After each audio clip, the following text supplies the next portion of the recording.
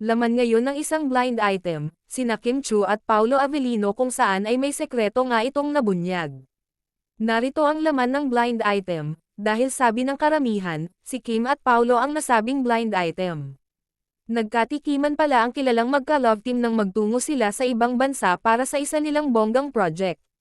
Isplok ng ating source, bumigay daw ang kilalang aktres sa kanyang leading man nang magkasama sila sa isang bansa sa Europe. In fairness, bagay na bagay naman ang magka-love team at talagang marami ang nagsiship sa kanila at umaasang sila ang magkakatuluyan sa ending. Sabi ng ating source, pareho namang single ngayon ang kilalang aktres at ang gwapo at magaling niyang leading man kaya walang magiging problema kung sakaling maging sila sa tunay na buhay.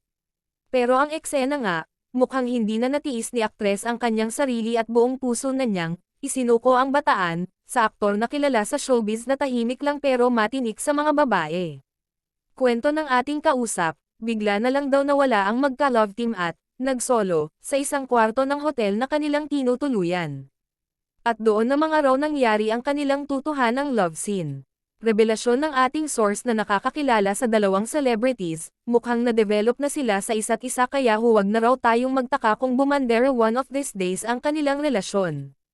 Ngunit ang inaalala ng ilang taong malapit kay aktres, baka raw kapag nagsawa na ang aktor sa kanya at ngayong nakuha na nito ang gusto niya ay baka raw bigla na lang siyang iwan. May image kasi ang aktor na madaling magsawa sa kanyang karelasyon tulad na lang ng nangyari sa past relationships niya. Wala nang clue mga besh dahil knows kung caring-caring niyong hulaan kung sino ang magka-love team na ito. Maraming naintriga sa naturang blind item na post ng isang source kung saan ay mas madaling mahulaan, maraming ang mga netizens ang nagsasabi na ito ay sina Kim Chu at Paulo Avellino.